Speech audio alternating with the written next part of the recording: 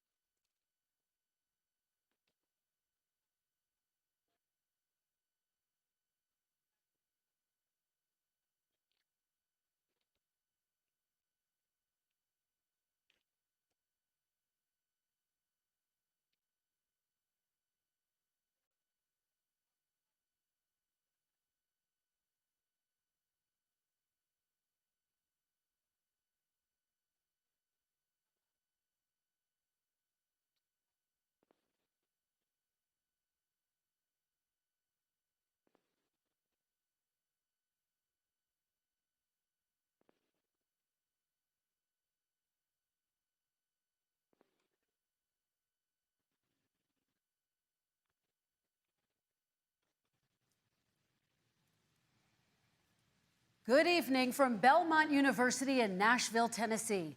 I'm Kristen Welker of NBC News, and I welcome you to the final 2020 presidential debate between President Donald J. Trump and former Vice President Joe Biden.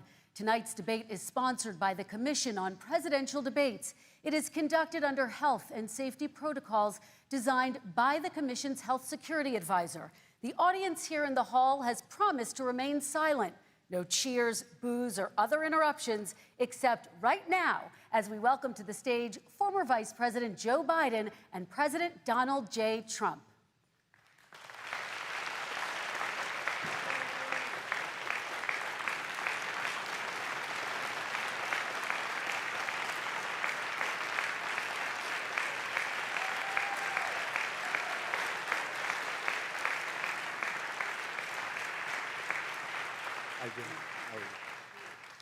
And I do want to say a very good evening to both of you. This debate will cover 6 major topics. At the beginning of each section, each candidate will have 2 minutes uninterrupted to answer my first question. The debate commission will then turn on their microphone only when it is their turn to answer, and the commission will turn it off exactly when the 2 minutes have expired.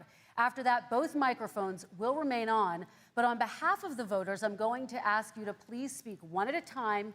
The goal is for you to hear each other and for the American people to hear every word of what you both have to say. And so with that, if you're ready, let's start. And we will begin with the fight against the coronavirus. President Trump, the first question is for you. The country is heading into a dangerous new phase. More than 40,000 Americans are in the hospital tonight with COVID, including record numbers here in Tennessee. And since the two of you last shared a stage, 16,000 Americans have died from COVID.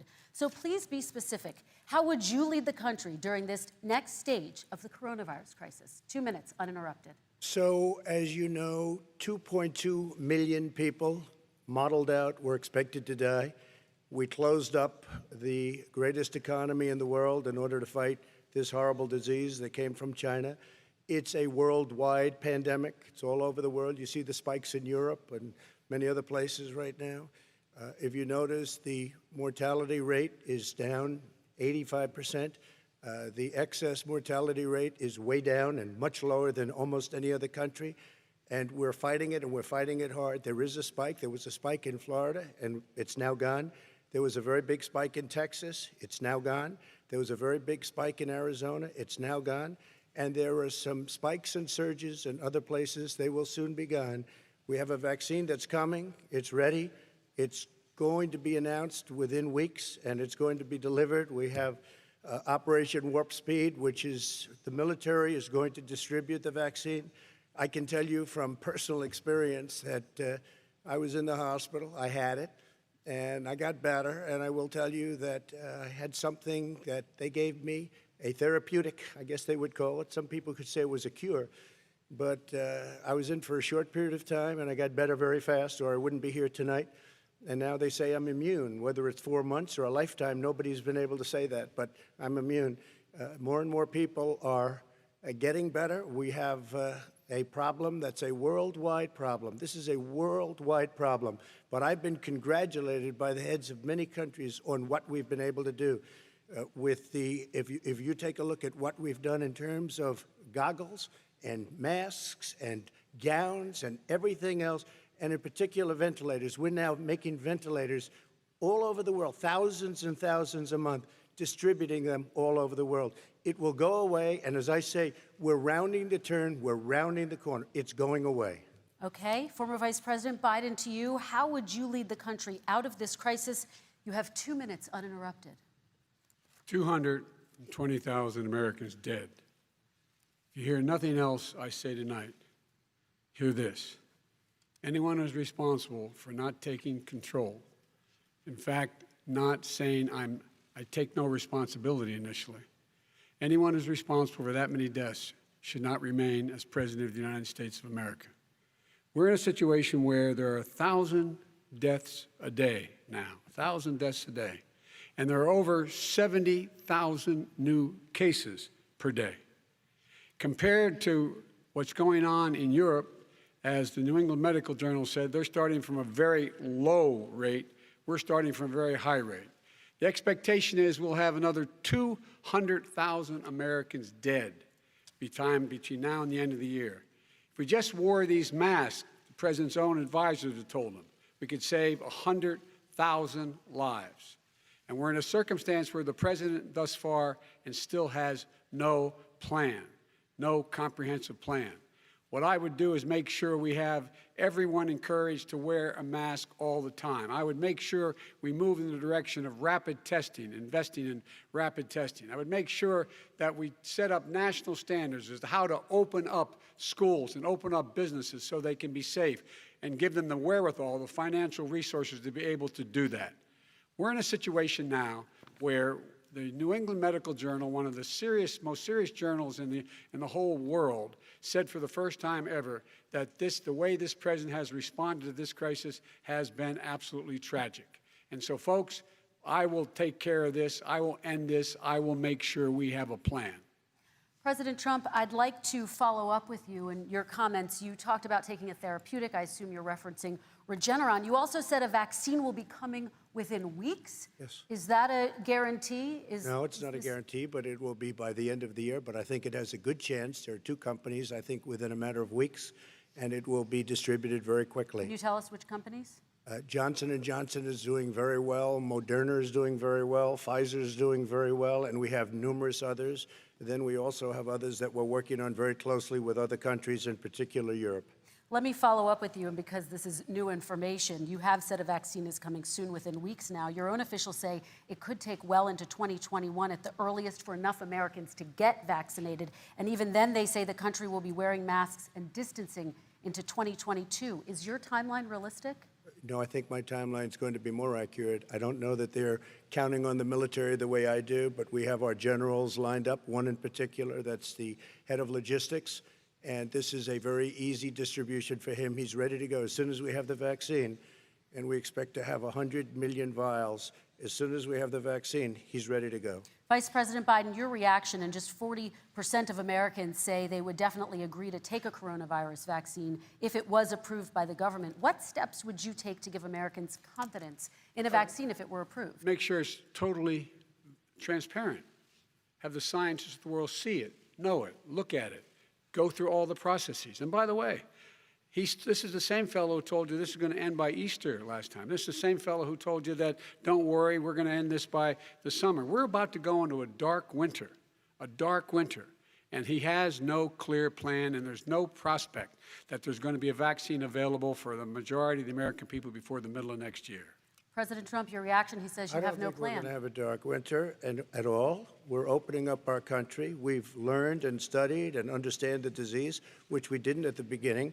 When I closed and banned China from coming in heavily infected, and then ultimately Europe, but China was in January. Months later, he was saying I was xenophobic. I did it too soon. Now he's saying, oh, I should have, moved quicker. But he didn't move quicker. He was months behind me, many months behind me. And frankly, he ran the H1N1 swine flu, and it was a total disaster, far less lethal, but it was a total disaster. Had that had this kind of numbers, 700,000 people would be dead right now, but it was a far less lethal disease. Look, his own person who ran that for him, who, as you know, was his chief of staff, said it was catastrophic, it was horrible, we didn't know what we were doing. Now he comes up and he tells us how to do this. Also, everything that he said about the way every single move that he said we should make, that's what we've done. We've done all of it. But he was way behind us. Vice President Biden, your response. My response is he is xenophobic, but not because he shut down access from China. And he did it late after 40 countries had already done that. In addition to that, what he did, he made sure that we had 44 people that were in there in China trying to get to Wuhan to determine what exactly the source was. What did the president say in January? He said, no, he said, he's being transparent.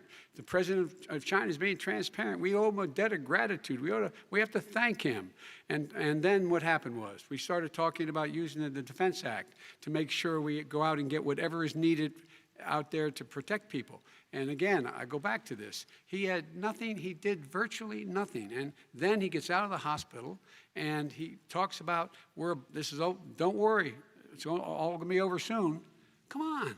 There's not another serious scientist in the world who thinks it's going to be over soon. President Trump, your reaction? I say over soon. I say we're learning to live with it. We have no choice. We can't lock ourselves up in a basement like Joe does. He has the ability to lock himself up. I don't know. He's obviously made a lot of money someplace, but he has this thing about living in a basement. People can't do that. By the way, I, as the president, couldn't do that. I'd love to put myself in the basement or in a beautiful room in the White House and go away for a year and a half until it disappears. I can't do that. And Kirsten, every meeting I had, and I'd meet a lot of families, including Gold Star families and military families, every meeting I had, and I had to meet them. I had to. It would be horrible to have canceled everything. I said, this is dangerous. And you catch it. And, I caught it. I learned a lot. Great doctors, great hospitals. And now I recovered. 99.9 of young people recover. 99% of people recover. We have to recover. We can't close up our nation. We have to open our school, and we can't close up our nation, or you're not going to have a nation. And of course, the CDC has said young people can get sick with COVID-19 and can pass it.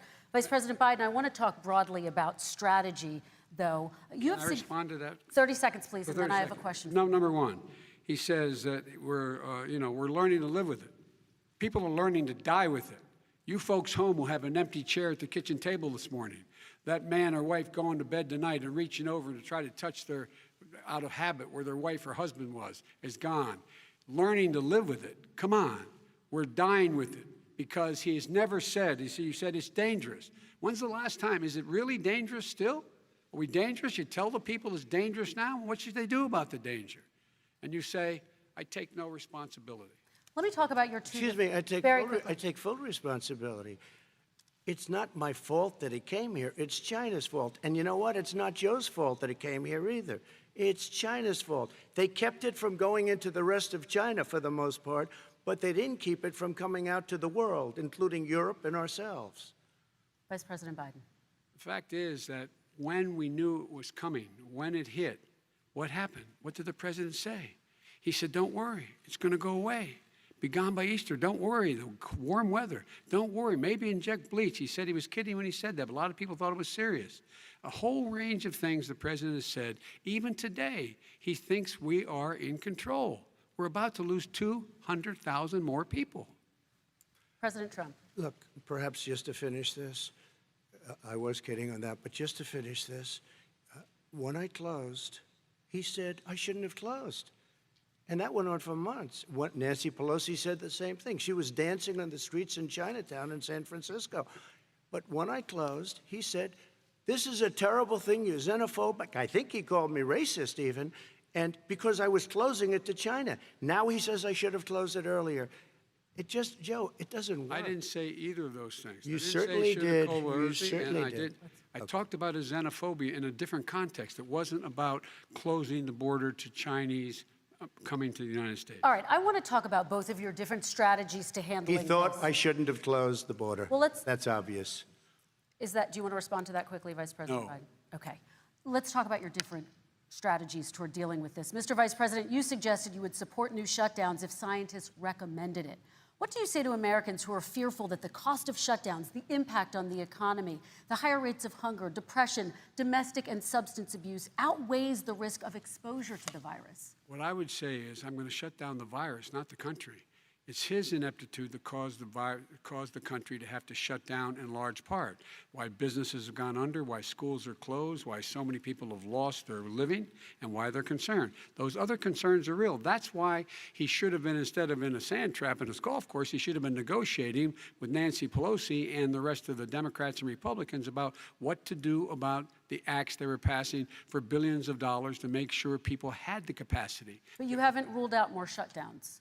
Well, no, I'm not shutting down the neighbor, but there are, look, you need standards. The standard is if you have a reproduction rate in a community that's above a certain level, everybody says, slow up, more social distancing, do not open bars and do not open gymnasiums, do not open until you get this under control. under more control. But when you do open, give the people the capacity to be able to open and have the capacity to do it safely. For example, schools. Schools, they need a lot of money to open. They need to deal with ventilation systems. They need to deal with smaller classes, more teachers, more pods. And he's refused to support that money, or at least up to now. Let's talk about schools. President Trump, I think we have to respond, if I might. please, and then I have a follow-up. Thank you, and I appreciate that.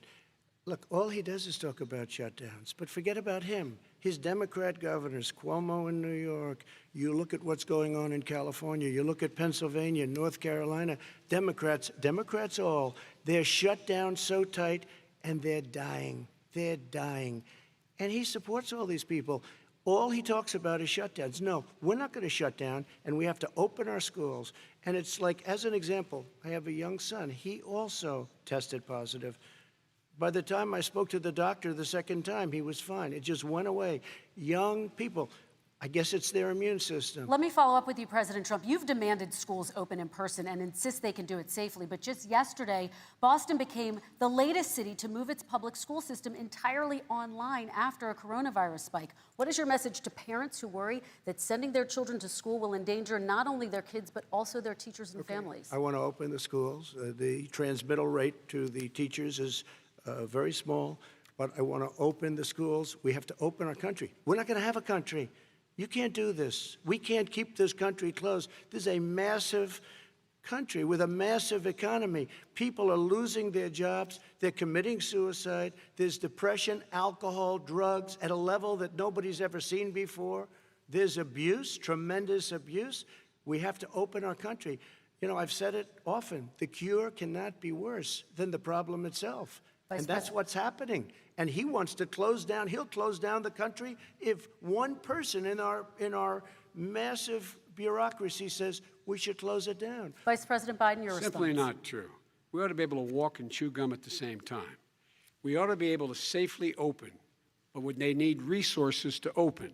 You need to be able to, for example, if you're going to open a business, have social distancing within the business. You need to have, if you have a restaurant, you need to have plexiglass dividers so people cannot infect one another. You need to be in a position where you can take testing rapidly and know whether a person is, in fact, infected. You need to be able to trace. You need to be able to provide all the resources that are needed to do this. And that is not inconsistent with saying that we're going to make sure that we open safely. And by the way, all you teachers out there, not that many of you are going to die, so don't worry about it.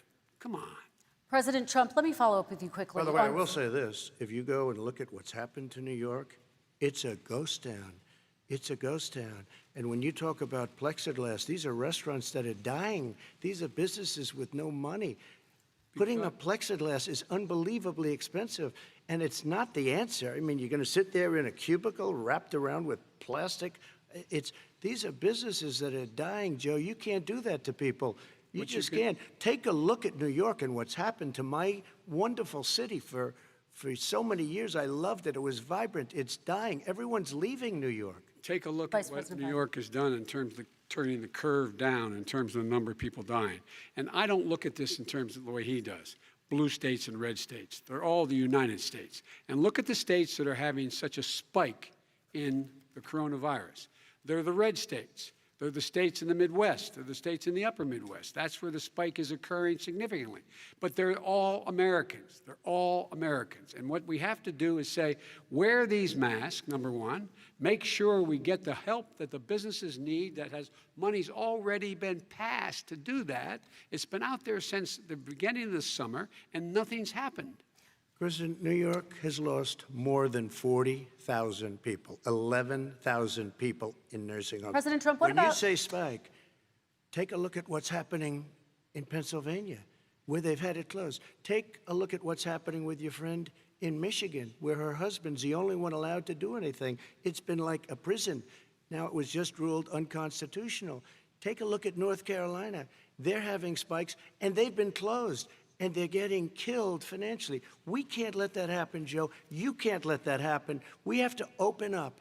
And we understand the disease. We have to protect our seniors. We have to protect our elderly. We have to protect especially our seniors with heart problems and diabetes problems. And we will protect them. We have the best testing in the world by far. That's why we have so many cases. Let me follow up with you before we move on to our next section. President Trump, this week you called Dr. Anthony Fauci, the nation's best-known infectious disease expert, quote, a disaster. You described him and other medical experts as, quote, idiots.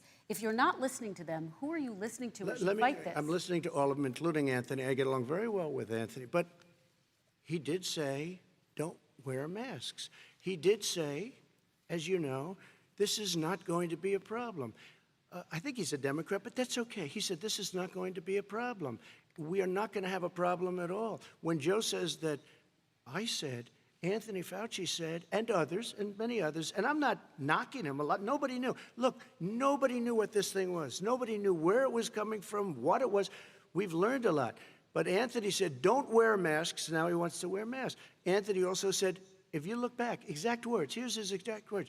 This is no problem. This is going to go away soon. So he's allowed to make mistakes. He happens to be a good person. Vice President Biden, your response quickly, and then we're going to move on to the next section. My response is that think about what the president knew in January and didn't tell the American people.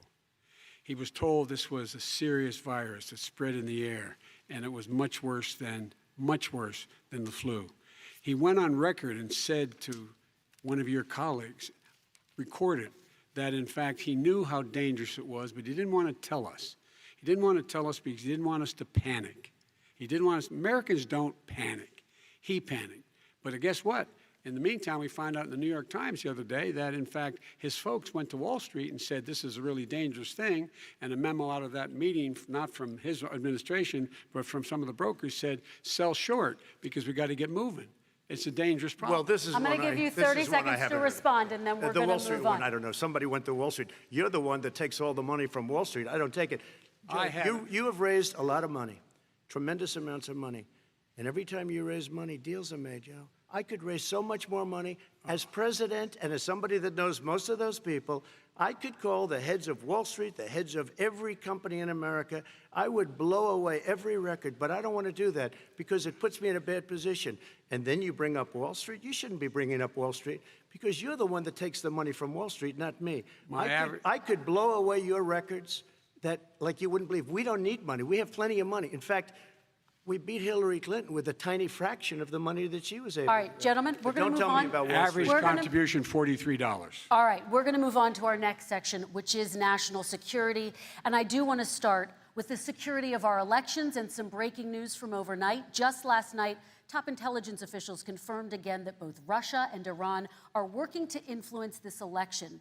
Both countries have obtained U.S. voter registration information, these officials say, and Iran sent intimidating messages to Florida voters. This question goes to you, Mr. Vice President. What would you do to put an end to this threat? You have 2 minutes uninterrupted. I made it clear, and I ask everyone else to take the pledge. I made it clear that any country, no matter who it is, that interferes in American elections will pay a price. They will pay a price. And it's been overwhelmingly clear this election, I won't even get into the last one, this election, that Russia has been involved, China has been involved to some degree, and now we learn that Iran is involved. They will pay a price if I'm elected. They're interfering with American sovereignty. That's what's going on right now. They're interfering with American sovereignty. And to the best of my knowledge, I don't think the president said anything to Putin about it. I don't think he's stalking them a lot. I don't think he said a word. I don't know why he hadn't said a word to Putin about it. And I don't know what he has recently said, if anything, to the Iranians. My guess is he'd probably be more outspoken with regard to the Iranians. But the point is this, folks. We are in a situation where we have foreign countries trying to interfere in the outcome of our election. His own national security advisor told him that what is happening with his buddy, I will. His buddy, Rudy Giuliani, he's being used as a Russian pawn. He's being fed information that is Russian, that is not true. And then what happens? Nothing happens. And then you find out that everything that's going on here about Russia is wanting to make sure that I do not get elected the next president of the United States because they know I know them and they know me. I don't understand why this president is unwilling to take on Putin when he's actually paying bounties to kill American soldiers in Afghanistan, when he's engaged in activities that are trying to destabilize all of NATO. I don't know why he doesn't do it, but it's worth asking the question, why isn't that being done? Any country that interferes with us will, in fact, pay a price because they're affecting our sovereignty.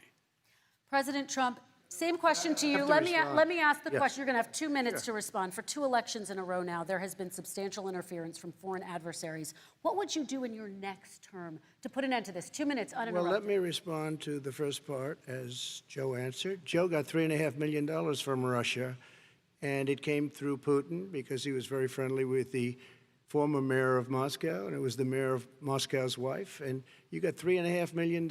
Your family got $3.5 million. And you know, someday you're going to have to explain, why did you get 3.5? I never got any money from Russia. I don't get money from Russia. Now, about your thing last night, I knew all about that. And through John Ratcliffe, who is fantastic, DNI, he said, the one thing that's common to both of them, they both want you to lose, because there has been nobody tougher to Russia. Between the sanctions, nobody tougher than me on Russia. Between the sanctions, between all of what I've done with NATO, you know, I've got the NATO countries to put up an extra $130 billion, going to $420 billion a year. That's to guard against Russia.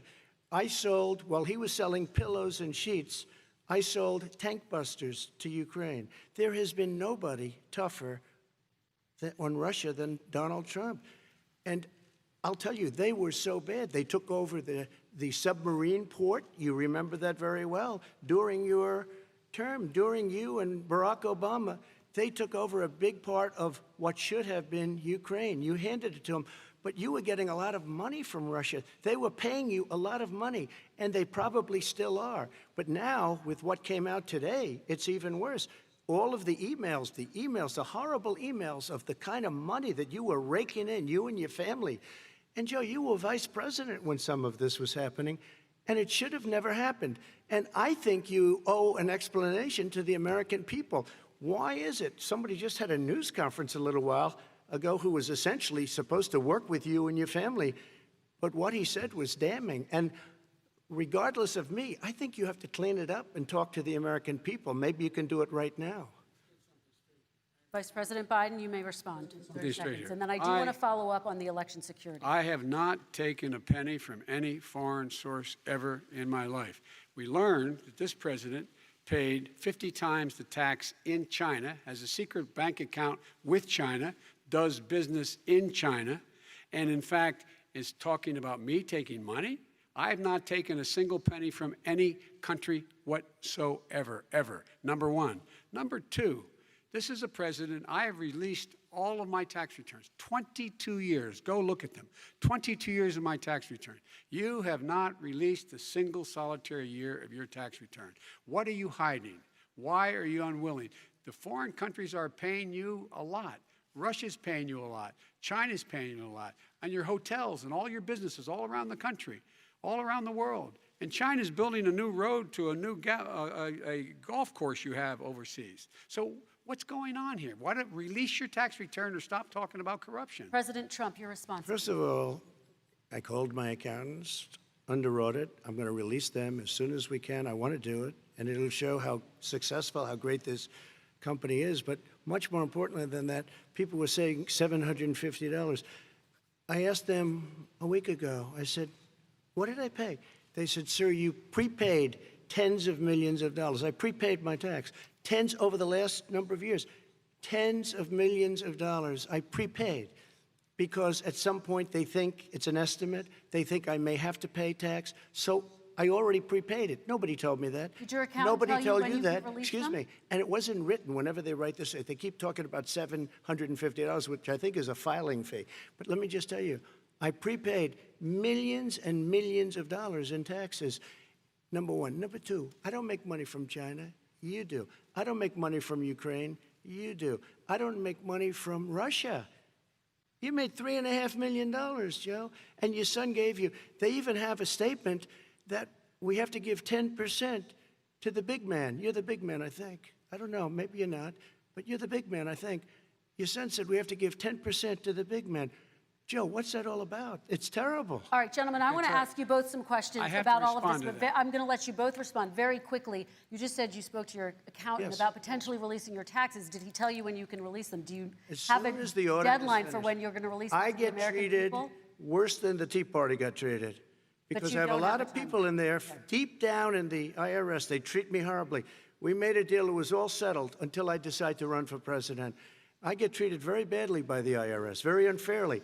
But we had a deal all done. As soon as we're completed with the deal, I want to release it. But I have paid millions and millions of dollars, and it's worse than paying.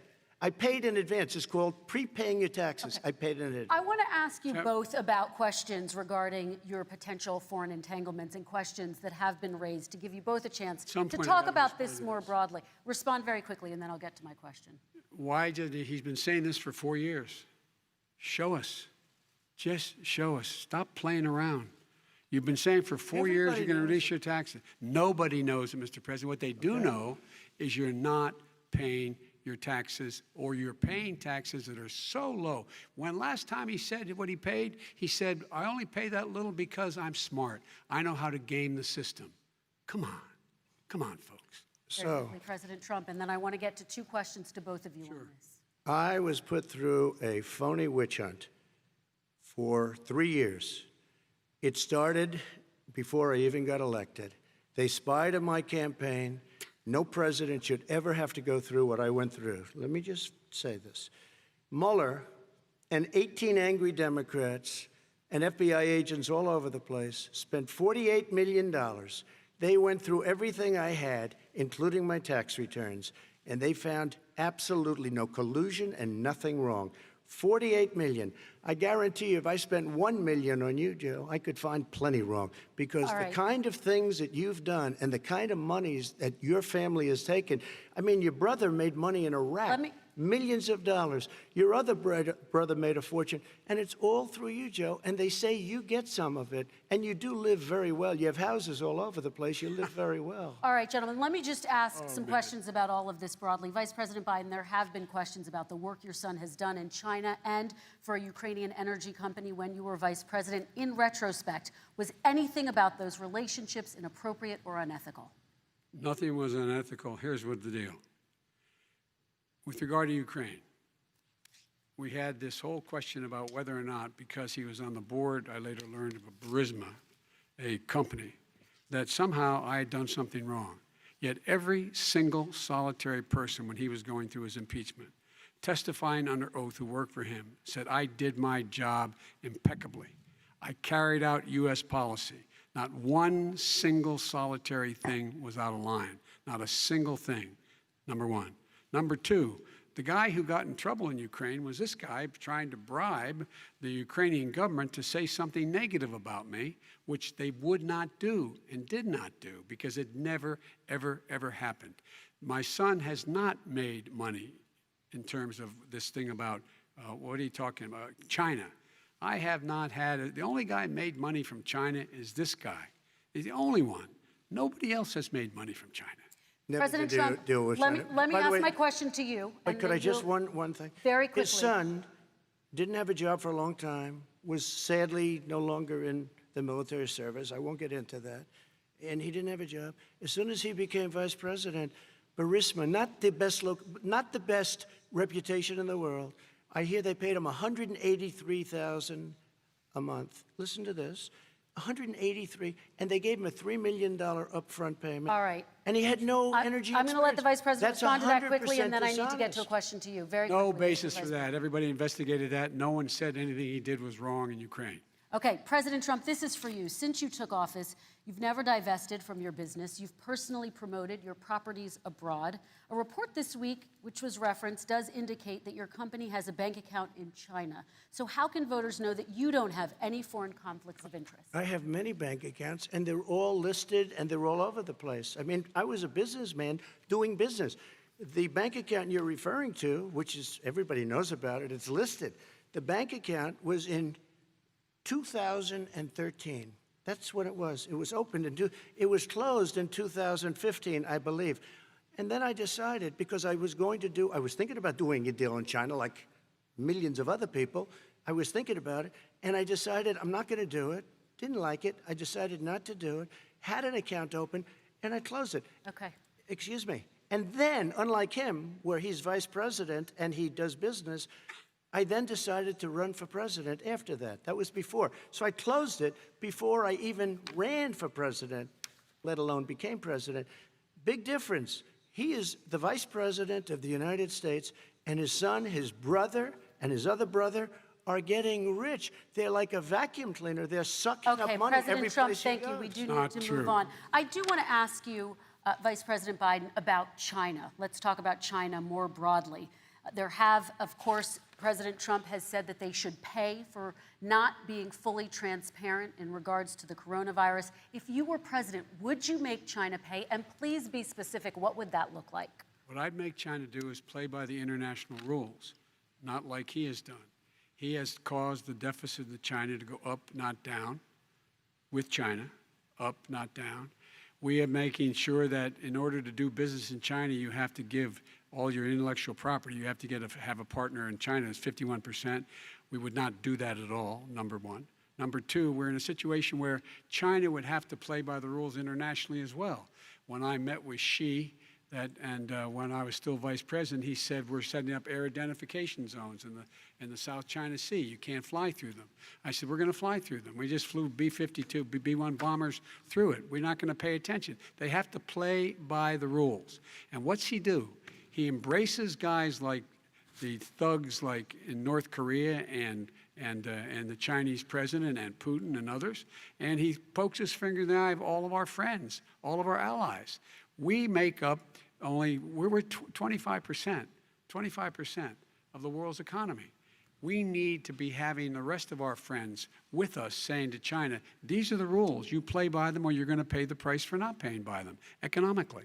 That's the way I will run it, and that's what we did in upholding steel tariffs and a range of other things when we were president and vice president. All right, let's talk about North Korea. Excuse me, no, I have to respond to that. Okay, very quickly, and then His we're son going to move walked on out to with North $1.5 Korea. billion from China to Not manage after true. spending 10 minutes in office and being in Air Force Two, number one. Number two, there's a very strong email talking about your family wanting to make $10 million a year for introductions. President Trump, on China policy, true. though, what No, but wait a specifically are minute. you going to do? What specifically are you going to do to make China pay? You've said you're going First to of make all, them pay. China is paying. They're paying billions and billions of dollars. I just gave New $28 billion. sanctions? New sanctions? I just gave $28 billion to our farmers. because Taxpayers' China, money. It's what? Taxpayers' money. Didn't No, come no, from yeah, China. you know who the taxpayer is? It's called China. China paid true. $28 billion, and you know what they did to pay it, Joe? They devalued their currency, and they also paid up. And you know who got the money? Our farmers, our great farmers, because they were targeted. You never charged them anything. Also, I charged them 25% on dumped steel because they were killing our steel industry. We were not going to have a steel industry. Okay. And now we have a steel Okay, industry. Vice President Biden, your response, please. Our response is, look, this isn't about, there's a reason why he's bringing up all this malarkey. There's a reason for it. He doesn't want to talk about the substantive issues. It's not about his family and my family. It's about your family. And your family's hurting badly. If you're making less than, if you're a middle-class family, you're getting hurt badly right now. You're sitting at the kitchen table this morning deciding, well, we can't get new tires, they're bald because we have to wait another month or so. Or are we going to be able to pay the mortgage? Or who's going to tell her she can't go back to community college? They're the decisions you're making in the middle-class families like I grew up in Scranton and Claymont. They're in trouble. We should be talking about your families, but that's the last thing he wants to talk about. I want That is a to talk typical about statement. North Korea. Excuse me, just I do for want one to turn second, to please. 10 seconds, Mr. President. That's 10 a seconds. typical political statement. Let's get off this China thing, and then he looks, the family, around the table, everything. Just a typical politician when I see that. Let's talk about I'm not North a typical Korea now. politician. Okay, That's why I President got elected.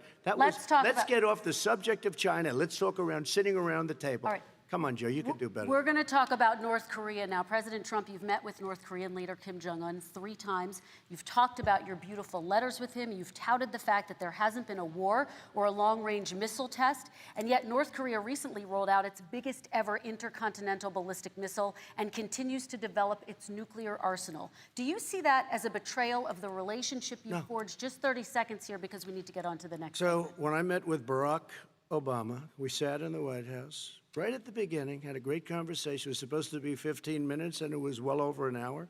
He said the biggest problem we have with North Korea. He indicated we will be in a war with North Korea. Guess what? It would be a nuclear war, and he does have plenty of nuclear capability. In the meantime, I have a very good relationship with him. Different kind of a guy, but he probably thinks the same thing about me. We have a different kind of a relationship. We have a very good relationship, and there's no war.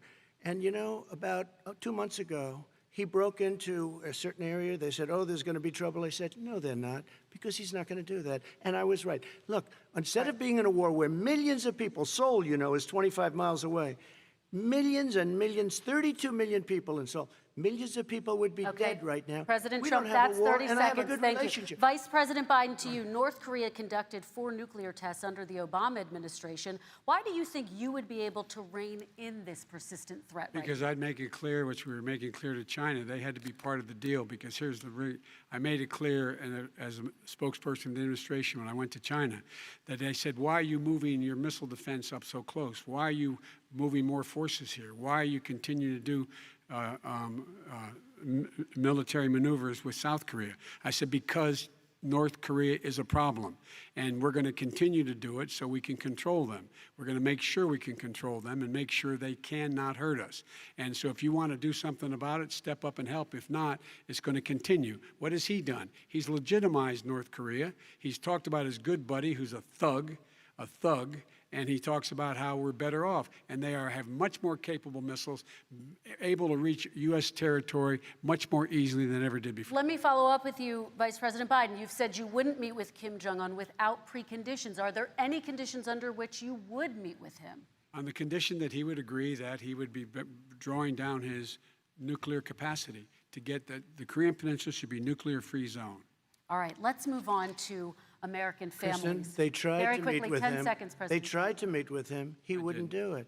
He didn't like Obama. He didn't like him. He wouldn't do it. Okay, I know got to for give him a fact, they chance to tried. respond to that He before we wouldn't move do on. it. You And know, that's okay.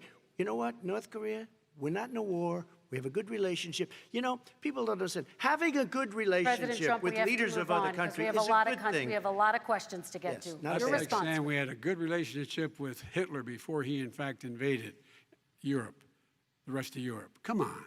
The reason he would not meet with President Obama is because President Obama said, we're going to talk about denuclearization. We're not going to legitimize you, and we're going to continue to put stronger and stronger sanctions on you. That's why he wouldn't meet with us.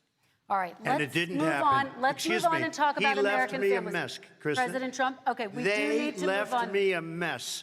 North Korea was a mess. We And need in to fact, move if on you so that remember we the can get first to all 2 or of our 3 other months, questions tonight, there was a President very Trump. dangerous period in my first 3 months before we sort of worked things out a little bit. Okay. There was a they left us a mess. And Obama would be, I think, the first to say it was the single biggest problem he thought that our country had. Okay, let's move on to American families and the economy.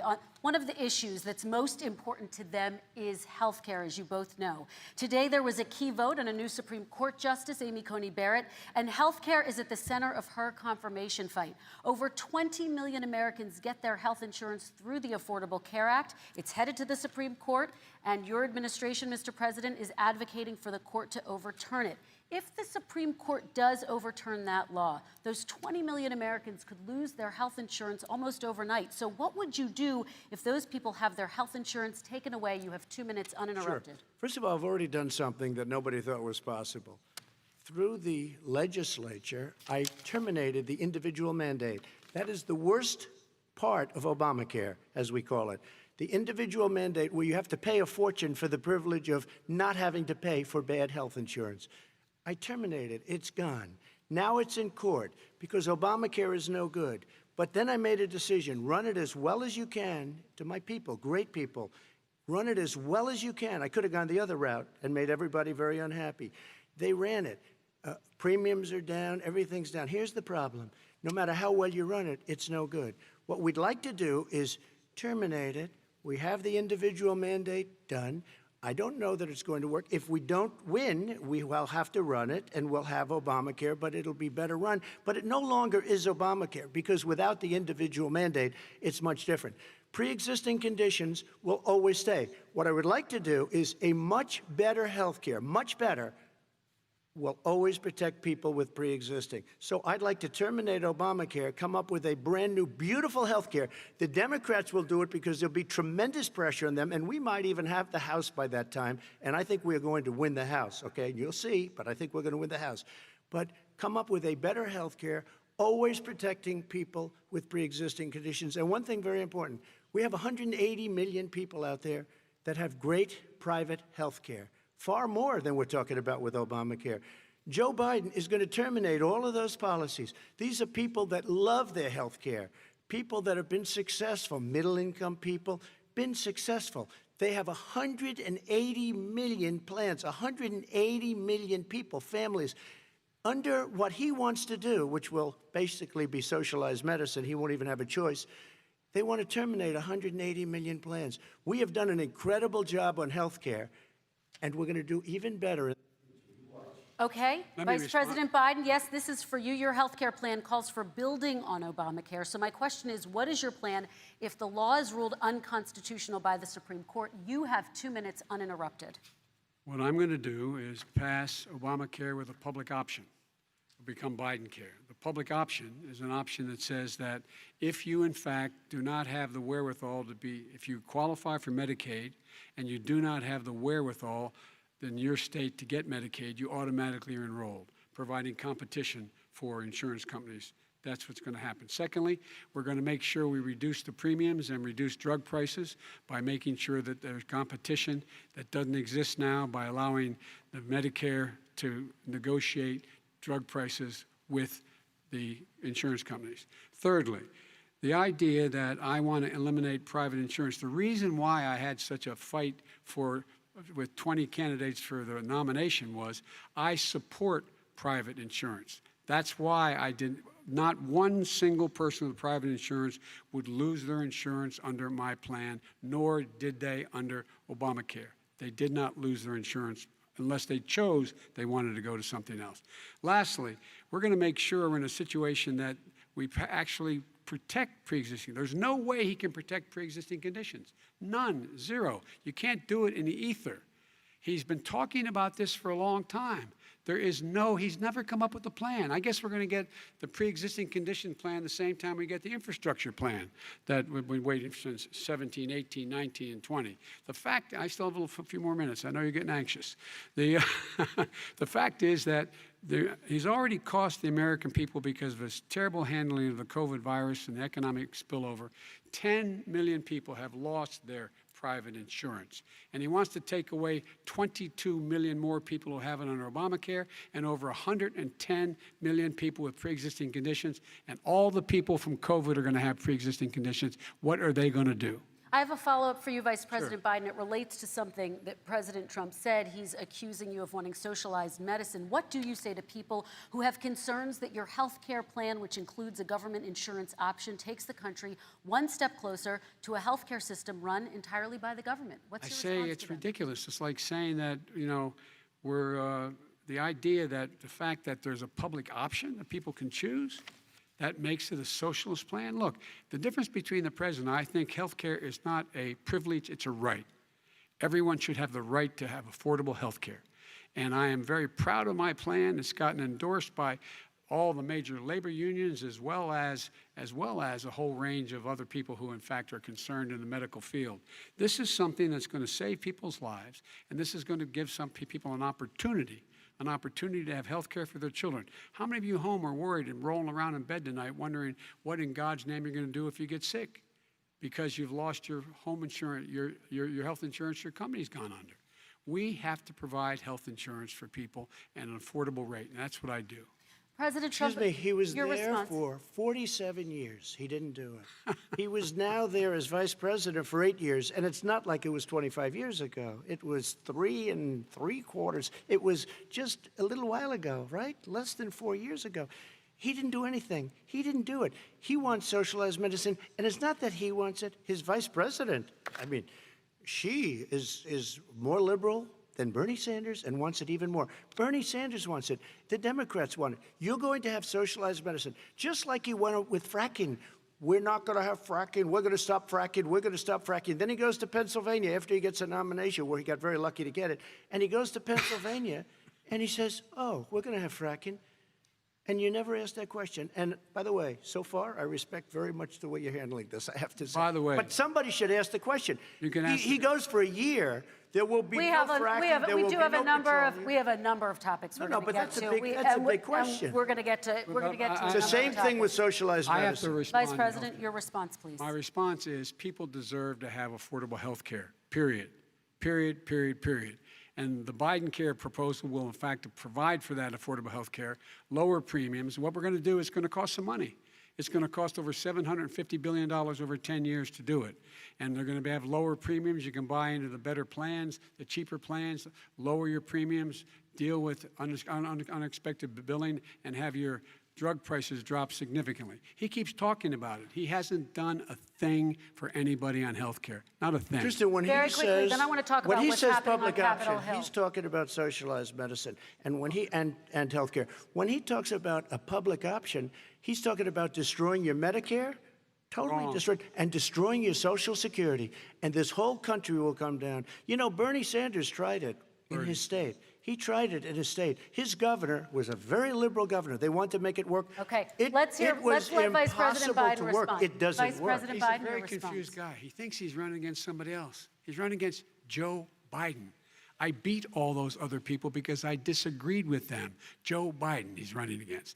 And the idea that we're in a situation that they're going to destroy Medicare, this is the guy that the actuary at Medicare said, if in fact, at Social Security, if in fact he continues to withhold his plan to withhold the tax on Social Security will be bankrupt by 2023 with no way to make up for it. This is the guy who's tried to cut Medicare. So the idea that Donald Trump is lecturing me on Social Security and Medicare, come on. He tried to get rid of, he tried to hurt Social Security years ago. Years ago. Go back and look at the records. He tried to hurt Social Security years ago. All right, let's move on. I'm going to move on. Mr. President, I have to move on to the next question. They said or the else stock we're not market going to have will time to boom talk about it. if I'm elected. If he's elected, the stock market will crash. Okay, let's move on to the next question. Very quickly. Look, the idea that the stock market is booming is his only measure of what's happening. Where I come from in Scranton and Claymont, the people don't live off of the stock market. Just in the last three years during this crisis, the billionaires in this country made, according to the Wall Street, $700 billion more dollars. $700 billion more dollars. Because that's his only measure. What happens to the ordinary people out there?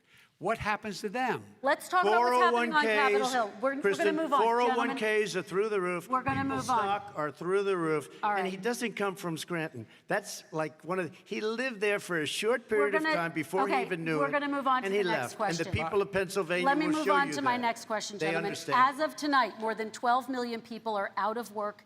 And as of tonight, 8 million more Americans have fallen into poverty, and more families are going hungry every day. Those hit hardest are women and people of color. They see Washington fighting over a relief bill. Mr. President, why haven't you been able to get them the help they need? 30 seconds here. Because Nancy Pelosi doesn't want to approve it. I do. But you're the president. I do, but I still have to get. Unfortunately, that's one of the reasons I think we're going to take over the House, because of her. Nancy Pelosi doesn't want to approve anything because she'd love to have some victories on a date called November 3rd. Nancy Pelosi does not want to approve it. We are ready, willing, and able to do something. Don't forget, we've already approved 3 plans, and it's gone through, including the Democrats, in all fairness. This one she doesn't want. It's near the election because she thinks it helps her politically. I think it hurts her politically. All right, Mr. Vice President. The Republican leader in the United States Senate said he can't pass it. He will not be able to pass it. He does not have Republican votes. Why isn't he talking to his Republican friends? Let me follow up with you, Vice President we made a Biden, deal, because the Republicans let me will ask pass Vice it. President Biden a question. You are the leader of the Democratic Party. Why have you not pushed the Democrats to get a deal for the American people? Well, I have, and they have pushed it. Look, they passed this act all the way back in the beginning of the summer. This is like it's not new. It's been out there. This HEROES Act has been sitting there. And look at what's happening. When I was in charge of the Recovery Act with $800 billion, I was able to get $145 billion to local communities that have to balance their budgets and states that have to balance their budgets, so then have to fire firefighters, teachers, first responders, law enforcement officers, so they can keep their cities and counties running. He will not support that. They have not done a thing for them. And Mitch McConnell said, let them go bankrupt. Let them go bankrupt. Come on. What's the matter with these guys? The bill that was passed in the House was a bailout of badly run, high-crime, Democrat, all run by Democrats, cities and states.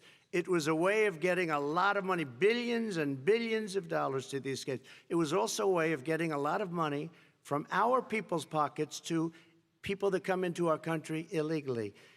We were going to take care of everything for them. And what that does, and I'd love to do that, I'd love to help them, but what that does, everybody all over the world will start pouring into our country. We can't do it. This was a way of taking care of them. This was a way of spending on things that had nothing to do with COVID, as per your question. But it was really a big bailout for badly run Democrat cities and states. All right, By the way, if I get elected, I'm running as a proud Democrat, but I'm going to be an American president. I don't see red states and blue states. What I see is American, United States. And folks, every single state out there finds themselves in trouble. They're going to start laying off, whether they're red or blue, cops, firefighters, first responders, teachers, because they have to balance their budget. And the founders were smart. They allowed the federal government to deficit spend to compensate for the United States of America. I want to talk about the minimum wage, gentlemen. Mr. Vice President, we are talking a lot about struggling small businesses and business owners these days. Do you think this is the right time to ask them to raise the minimum wage? You, of course, support a $15 federal minimum wage. I do, because I think one of the things we're going to have to do is we're going to have to bail them out, too. We should be bailing them out now, those small businesses. You got 1 in 6 of them going under. They're not going to be able to make it back. They passed a package that allows us to be able to call PPP. Money is supposed to go to help them do everything from organize how they can deal with their businesses being open safely. Schools, how they can make classrooms smaller, how they can hire more teachers, how they can put ventilation systems in. They need the help. The businesses as well as the schools need the help. But these guys will not help them. Is not giving them any of the money. We are going to move on to immigration, one thing very but I quickly, want he to get said we your have reaction. to help our small businesses by raising the minimum wage. That's not helping. I think it should be a state option. Alabama is different than New York. New York is different from Vermont. Every state is different. It should be a state option. You said very recently. We have recently. to help. It's very important. We have to help our small businesses. How are you helping your small businesses when you're forcing wages? What's going to happen, and what's been proven to happen, is when you do that, these small businesses fire many of their employees. You said very recently you would consider raising the federal minimum wage to $15 an hour. You said recently you would consider raising the federal minimum wage to $15 an hour. Is that still the case? And I would consider it to an extent, but in a what I second really administration? like, in a second administration, but not to a level that's going to put all these businesses out of business. It should be a state option. Look, I've lived in different places. I know different places. They're all different. Some places, $15 is not so bad. In other places, other states, $15 would be Okay, President ruinous. Trump, thank you. Quick response, Vice President Biden. 2 jobs, 1 job, be below poverty. People are making $6, $7, $8 an hour. These first responders, we all clap for as they come down the street because they've allowed us to make it. What's happening? They deserve a minimum wage of $15. Anything below that puts you below the poverty level. And there is no evidence that when you raise the minimum wage, businesses go out of business. That is simply not true. We're going to talk about immigration. We're going to talk about immigration now, gentlemen, and we're going to talk about families within this context. Mr. President, your administration separated children from their parents at the border, at least 4,000 kids. You've since reversed your zero-tolerance policy, but the United States can't locate the parents of more than 500 children. So how will these families ever be reunited? Children are brought here by coyotes and lots of bad people, cartels, and they're brought here, and they used to use them to get into our country. We now have as strong a border as we've ever had. We're over 400 miles of brand new wall. You see the numbers, and we let people in, but they have to come in legally, and they come in through But merit. how will you But let reunite me these just tell kids you, with their Let me families, just tell you, Mr. they President? built cages. You know, they used to say, I built the cages. And then they had a picture in a certain newspaper, and it was a picture of these horrible cages. And they said, look at these cages. President Trump built them. And then it was determined they were built in 2014. That was him. Do you They have a built plan to cages. reunite the kids Yes, with we're their working on families? it we're trying very hard. But a lot of these kids come out without the parents. They come over through cartels and through coyotes and through gangs. Vice President Biden, let me bring you into this 525 conversation. Quick response, and then another question to you. These 500-plus kids came with parents. They separated them at the border to make it a disincentive to come to begin with. Real tough. We're really strong. And guess what? They cannot, it's not coyotes didn't bring them over. Their parents were with them. They got separated from their parents. And it makes us a laughing stock and violates every notion of who we are as a nation. Let me ask you a follow-up Kristen, question. they did it. We changed the policy. Your response they to did that? it. We changed. did not They built the separate cages. they- Who built the cages, Joe? Let's talk about what Who we're built the talking about. cages, Let's Joe? talk about what we're talking about. What happened? Parents were ripped, their kids were ripped from their arms and separated. And now they cannot find over 500 sets of those parents, and those kids are alone. Nowhere to go. Nowhere to go. It's criminal. It's criminal. Let me ask Kristen, you I will about say this. immigration. They went 10 down. seconds, We and then brought I need to ask reporters, you a question. everything. They are so well taken care of. They're in facilities that were so clean. But some and of have them gotten haven't been such reunited But with their just ask families. one question. Who built the cages? I'd love you to ask him that. Who built the cages? Let me ask about your immigration policy, Mr. Vice President. The Obama administration did fail to deliver immigration reform, which had been a key promise during the administration. It also presided over record deportations as well as family detentions at the border before changing course. So why should voters trust you with an immigration overhaul now? Because it made a mistake. It took too long to get it right. It took too long to get it right. I'll be president of the United States, not vice president of the United States. And the fact is, I've made it very clear. Within 100 days, I'm going to send to the United States Congress a pathway to citizenship for over 11 million undocumented people. And all of those so-called dreamers, those DACA kids, they're going to be immediately certified again to be able to stay in this country and put on a path to citizenship. The idea that they are being sent home by this guy, and they want to do that, is they've gone to a country they've never seen before. I can imagine you're 5 years old, your parents are taking you across the Rio Grande River, and it's illegal. And you say, oh, no, Mom, leave me here. I'm not going to go with you. They've been here. Many of them are model citizens. Over 20,000 of them are first responders out there taking care of people during this crisis. We owe them. We owe them.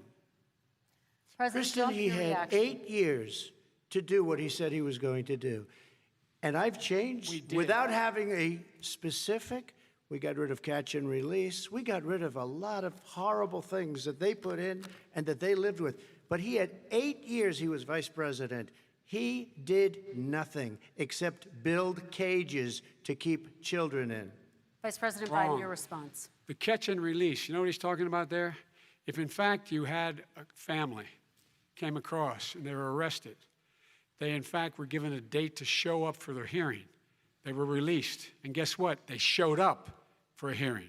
And this is the first president in the history of the United States of America that anybody seeking asylum has to do it in another country. That's never happened before in America. That's never happened before in America. You come to the United States and you make your case that I seek asylum based on the following premise, why I deserve it under American law. They're sitting in squalor on the other side of the river. President Trump, your response, So 30 important. seconds, and then we'll move It on. just shows that he has no understanding of immigration or the laws. Catch and release is a disaster. A murderer would come in, a rapist would come in, a very bad person would come in. We would take their name. We have to release them into our country. And then you say they come back. Less than 1% of the people come back. We have to send ICE out and Border Patrol out to find them. We would say, come back in 2 years, 3 years. We're going to give you a court case. You need Perry Mason. We're going to give you a court case. When you say they come back, they don't come back, Joe. They do. They never come back. only the really, I hate to say this, but those with the lowest IQ, they might come back. Okay, But they're President very, Trump, let's very give few. Vice President Biden a chance to respond, and then we're going to move on to the You next don't know section. the law, Joe. Vice President Biden, your response. Know the law, what he's telling you is simply not true. Well, check it out. They don't come back. Check it out. All right, let's move on But we don't have to worry the next about it because they section. terminated it, so we don't have to worry about Let's it move anymore. on to the next And you have section. 525 kids not knowing where in God's name they're going to be and lost their parents. Go ahead. All right, let's talk about our next section, which is race in America. And I want to talk about the way Black and brown Americans experience race in this country. Part of that experience is something called the talk. It happens regardless of class and income. Parents who feel they have no choice but to prepare their children for the chance that they could be targeted, including by the police, for no reason other than the color of their skin. Mr. Vice President, in the next 2 minutes, I want you to speak directly to these families. Do you understand why these parents fear for their children? I do. I do. You know, my daughter is a social worker, and she's written a lot about this. She has her graduate degree from the University of Pennsylvania in social work.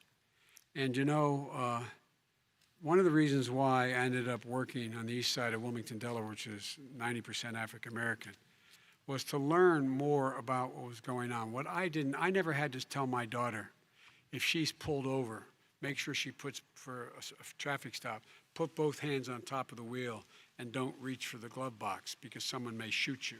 But a black parent, no matter how wealthy or how poor they are, has to teach their child when you're walking down the street, don't have a hoodie on when you go across the street.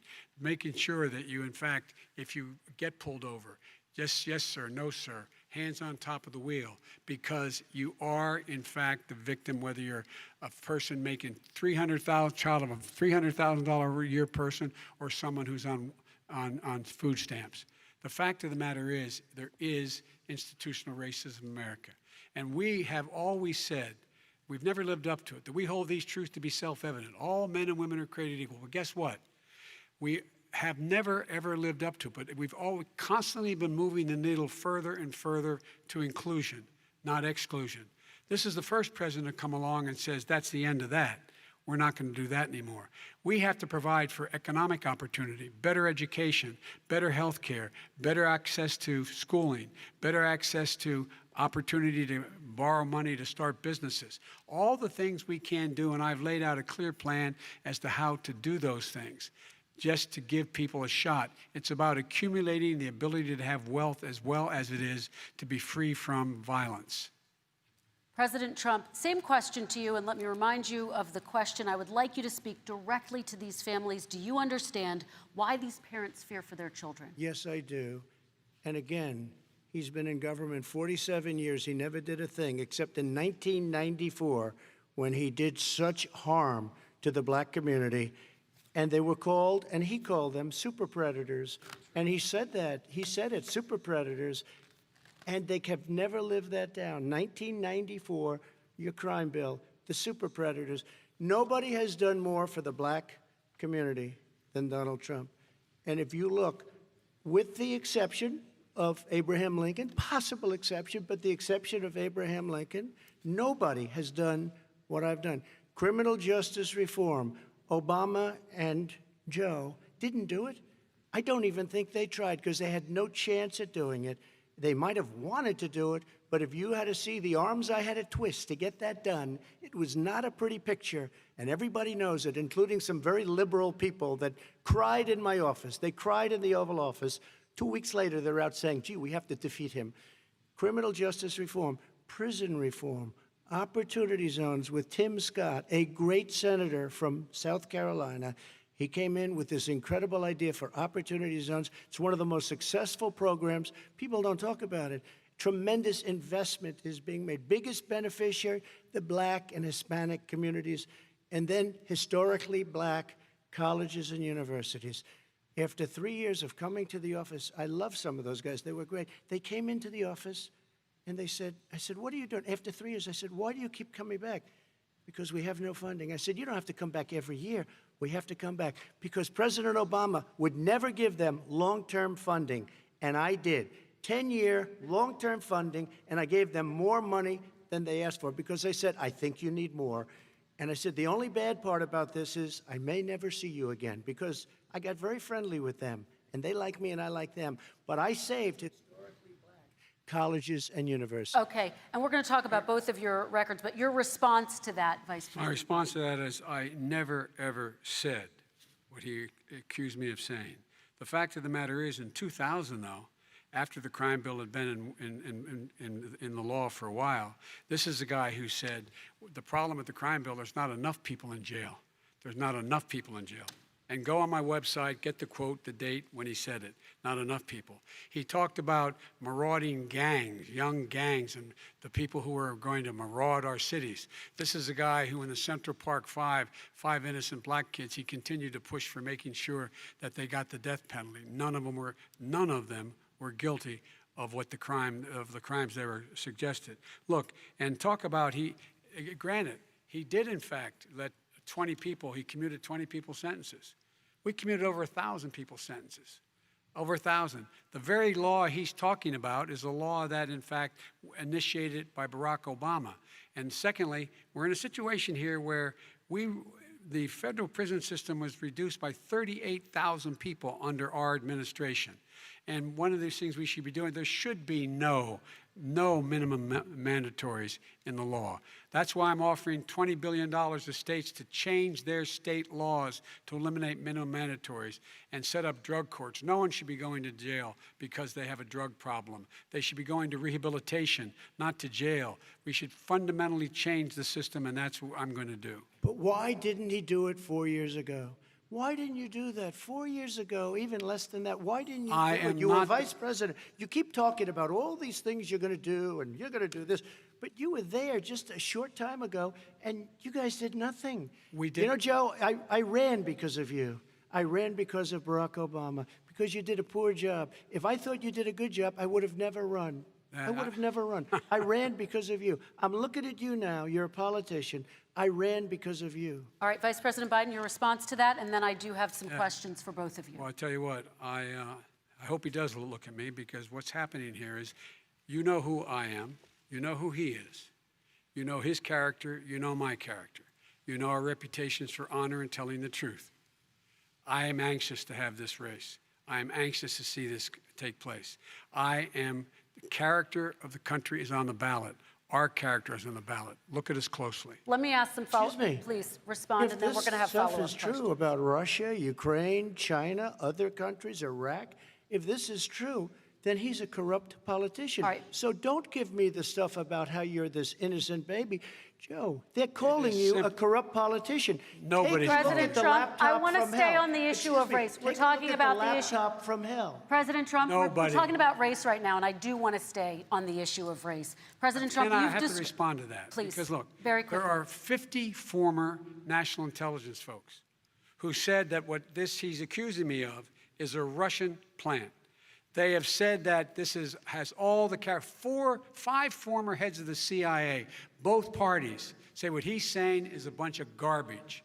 Nobody believes it except his and his good friend Rudy Giuliani. You mean the laptop is now another Russia hoax? That's exactly what. Is this where you're going? This is where he's going. The laptop is Russia. Gentlemen, I want to stay on the issue of race. You have to be kidding. Here we go again with Russia. We're going to continue on the issue of race. Mr. President, you've described the Black Lives Matter movement as a symbol of hate. You've shared a video of a man chanting white power to millions of your supporters. You've said that black professional athletes exercising their First Amendment rights should be fired. What do you say to Americans who say that kind of language from a president is contributing to a climate of hate and racial strife? Well, you have to understand, the first time I ever heard of Black Lives Matter, they were chanting pigs in a blanket, talking about police. Pigs, talking about our police. Pigs in a blanket, fry them like bacon. I said, that's a horrible thing. And they were marching down the street. And that was my first glimpse of Black Lives Matter. I thought it was a terrible thing. As far as my relationships with all people, I think I have great relationships with all people. I am the least racist person in this room. Well, what do you say to Americans who are concerned by that rhetoric? I don't know. I mean, I don't know what to say. I got criminal justice reform done, and prison reform, and opportunity zones. I took care of black colleges and universities. I don't know what to say. they can say anything. I mean, they can say anything. It makes me sad because I am the least racist person. I can't even see the audience because it's so dark, but I don't care who's in the audience. I'm the least racist person in this room. Okay, Vice President Biden, let me ask you very quickly, and then I have a follow-up question for you. Abraham Lincoln here is one of the most racist presidents we've had in modern history. He pours fuel on every single racist fire, every single one. He started off his campaign coming down the escalator saying he's going to get rid of those Mexican rapists. He's banned Muslims because they're Muslims. He has moved around and made everything worse across the board. He says about the poor boys, last time we were on stage here, he said, I told them to stand down and stand ready. Come on. This guy is a dog whistle about as big as a foghorn. President Trump, I'm going to give you 10 seconds to respond, and then I have a follow-up question. You made a reference to Abraham Lincoln. Where did that come in? I mean, You said you're Abraham Lincoln. No, where did that? No. You said, I said not since Abraham Lincoln has anybody done what I've done for the black community. And I'm saying, I didn't say I'm Abraham Lincoln. I said not since Abraham Lincoln has anybody done what I've done for the black community. Now, you have done nothing other than the crime bill, which put oh, God.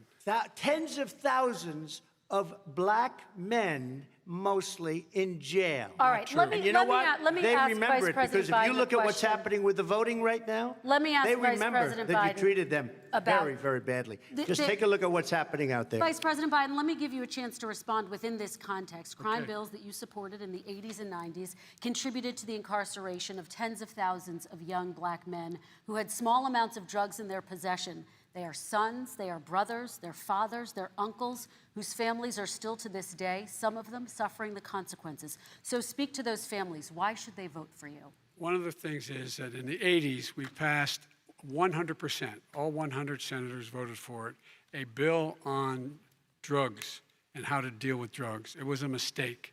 I've been trying to change the since then, particularly the portion on cocaine. That's why I've been arguing that, in fact, we should not send anyone to jail for a pure drug offense. They should be going into treatment across the board. That's what we should be spending money on. That's why I set up drug courts, which were never funded by our Republican friends. They should not be going to jail for a drug or an alcohol problem. They should be going into treatment.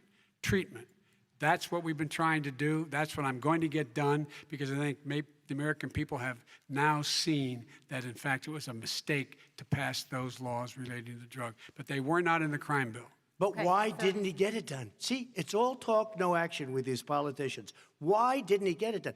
That's what I'm going to do when I become president.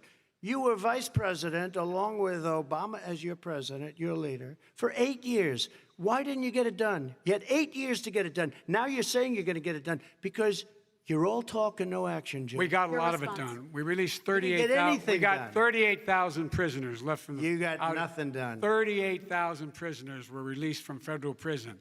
There were over 1,000 people who were given clemency. In fact, we're the ones that put in the legislation saying we could look at pattern and practice of police departments and what they were doing, how they were conducting themselves. I could go on, but we began the process. We lost an election. That's why I'm running to win back that election and change his terrible policy. I Quick just response, asked, and then we're I gonna just move asked on one to climate question. change. Why didn't you do it in the 8 years, a short time ago? Why didn't you do it? You just said, I'm going to do that, I'm going to do this.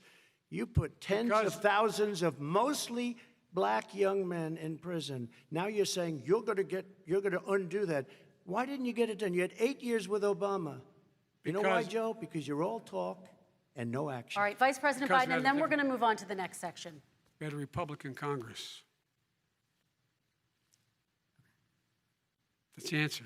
Well, you Okay. got to talk them into it, Joe. All Sometimes right. you got to talk them into it. We're going to move on to our next section, Like I which did is with criminal climate justice change. reform. I had Okay. to talk Democrats into it. Gentlemen, You did we're what we running out of already done. time, so we got to get on to Okay. climate change, please. You both have very different visions on climate change. President Trump, you say that environmental regulations have hurt jobs in the energy sector. Vice President Biden, you have said you see addressing climate change as an opportunity to create new jobs. For each of you, how would you both combat climate change and support job growth at the same time? Starting with you, President Trump, you have 2 minutes uninterrupted. So we have the Trillion Trees program. We have so many different programs. I do love the environment, but what I want is the cleanest, crystal clear water, the cleanest air. We have the best, lowest number in carbon emissions, which is a big standard that I notice Obama goes with all the time. Not Joe. I haven't heard Joe use the term because I'm not sure he knows what it represents or means, but I have heard Obama use it. And we have the best carbon emission numbers that we've had in 35 years under this administration. We are working so well with industry, but here's what we can't do. Look at China, how filthy it is. Look at Russia. Look at India. It's filthy. The air is filthy. The Paris Accord, I took us out because we were going to have to spend trillions of dollars, and we were treated very unfairly. When they put us in there, they did us a great disservice. They were going to take away our businesses. I will not sacrifice tens of millions of jobs, thousands and thousands of companies because of the Paris Accord. It was so unfair. China doesn't kick in until 2030. Russia goes back to a low standard, and we kicked in right away. It would have destroyed our businesses. So, you ready? We have done an incredible job environmentally. We have the cleanest air, the cleanest water, and the best carbon emission standards that we've seen in many, many years. Vice President And we Biden. haven't destroyed our industries. Vice President Biden, 2 minutes to you, uninterrupted. Climate change and climate warming, global warming, is an existential threat to humanity. We have a moral obligation to deal with it. And we're told by all the leading scientists in the world we don't have much time.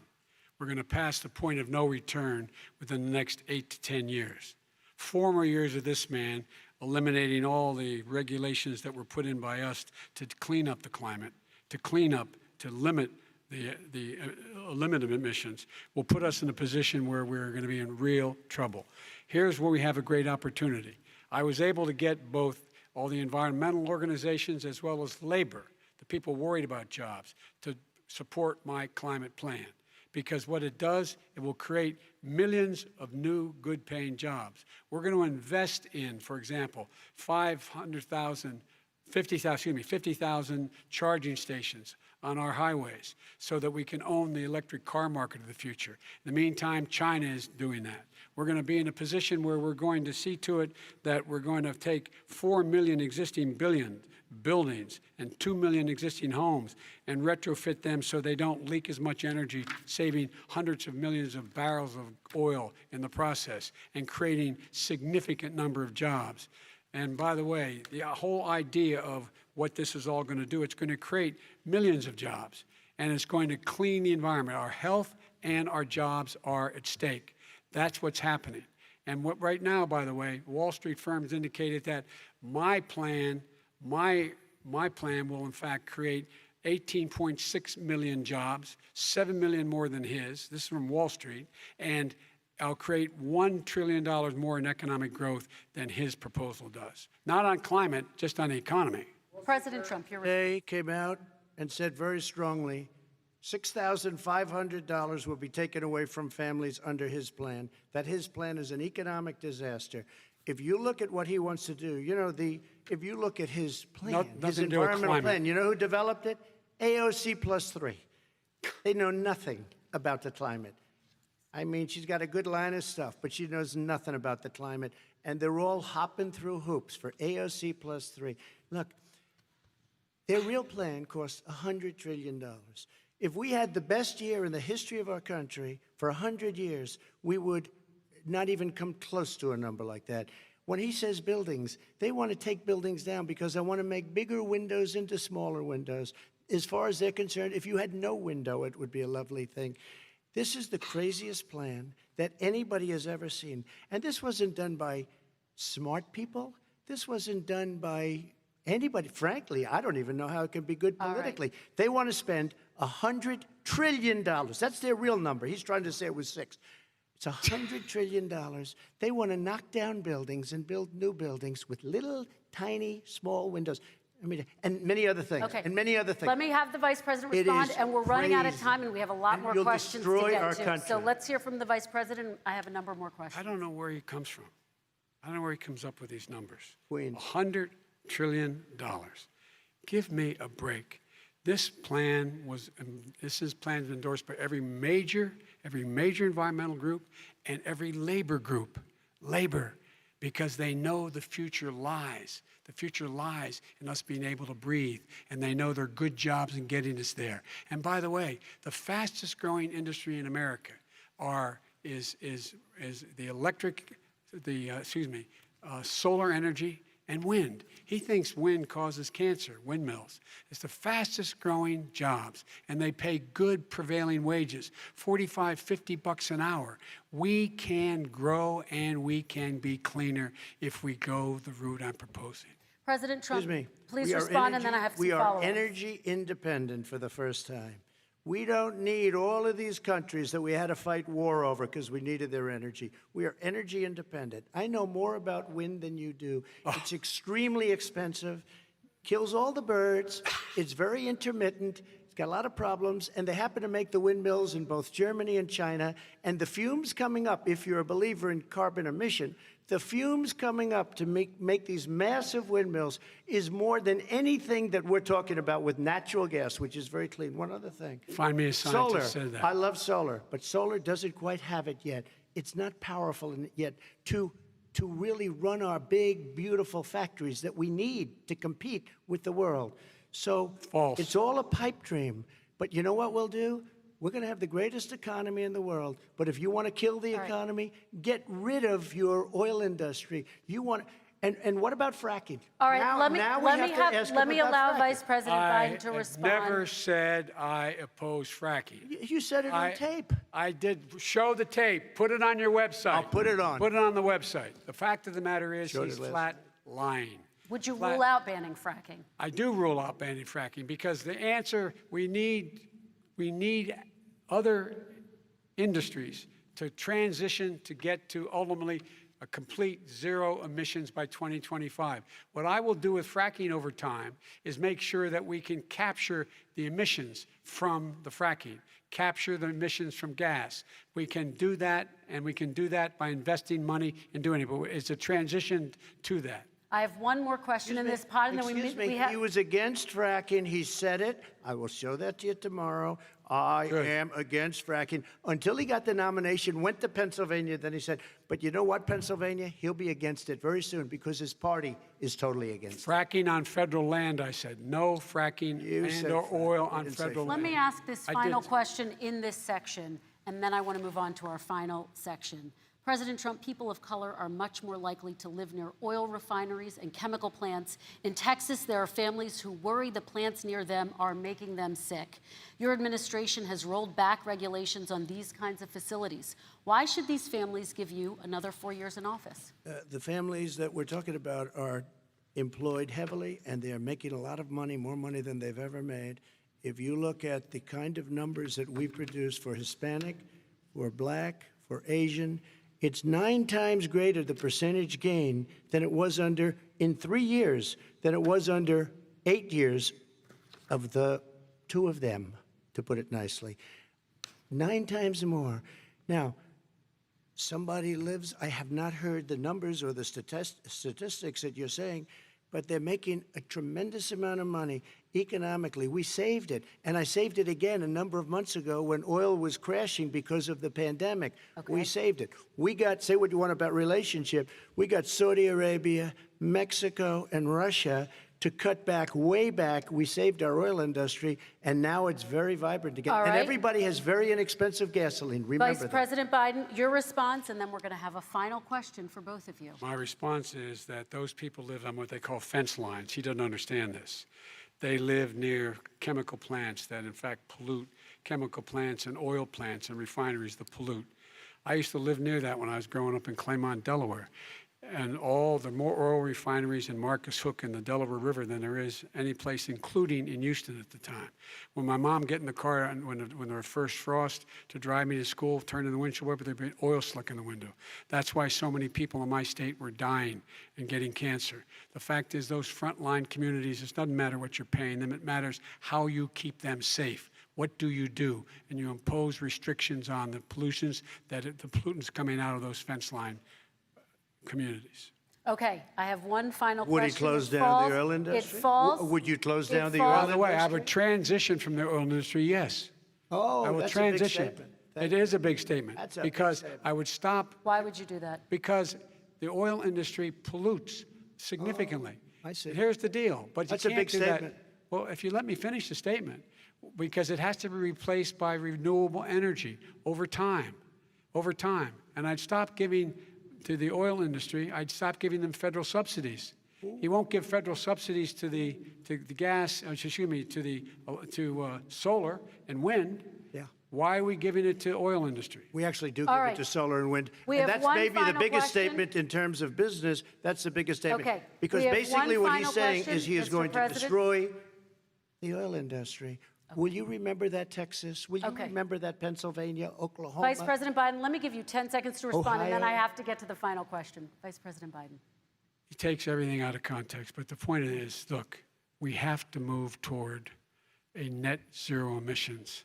The first place to do that by the year 2035 is in energy production, by 2050 totally. All right. One Is he gonna final get question China to both do of you. it? No, we're finished with Is this. he We going have to to get move on China to to our do it? final question. We No, have to I'm move going on to to our rejoin final Paris question. Accord and make China abide by what they agreed to. All right, That'll this cost you is $1 about trillion. leadership, gentlemen. And this first question does go to you, President Trump. Imagine this is your inauguration day. What will you say in your address to Americans who did not vote for you? You'll each have 1 minute, starting with you, Mr. We have to make our country totally successful as it was prior to the plague coming in from China. Now we're rebuilding it, and we're doing record numbers, 11.4 million jobs in a short period of time, et cetera. But I will tell you, go back. Before the plague came in, just before, I was getting calls from people that were not normally people that would call me. They wanted to get together. We had the best black unemployment numbers in the history of our country. Hispanic, women, Asian, people with diplomas, with no diplomas, MIT graduates, #1 in the class. Everybody had the best numbers. And you know what? The other side wanted to get together. They wanted to unify. Success is going to bring us together. We are on the road to success, but I'm cutting taxes, and he wants to raise everybody's taxes, and he wants to put new regulations on everything. He will kill it. If he gets in, you will have a depression, the likes of which you've never seen. Your 401ks will go to hell, and it'll be a very, very sad day for this country. All right. Vice President Biden, same question to you. What will you say during your inaugural address to Americans who did not vote for you? I will say, I'm an American president. I represent all of you, whether you voted for me or against me. And I'm going to make sure that you're represented. I'm going to give you hope. We're going to move. We're going to choose science over fiction. We're going to choose hope over fear. We're going to choose to move forward because we have enormous opportunities to make things better. We can grow this economy. We can deal with the systemic racism. And at the same time, we can make sure that our economy is being run and moved and motivated by clean energy, creating millions of new jobs. And that's the fact. That's what we're going to do. And I'm going to say, as I said at the beginning, what is on the ballot here is the character of this country. Decency, honor, respect, treating people with dignity, making sure that everyone has an even chance. And I'm going to make sure you get that. You haven't been getting it the last 4 years. All right. I want to thank you both for a very robust hour and a half, a fantastic debate. Really appreciate it. President Trump, former Vice President Joe Biden, thank you to Belmont University for hosting us tonight. And most importantly, thank you to those watching tonight. Election Day is November 3rd. Don't forget to vote. Thank you, everyone, and have a great night. Thank you.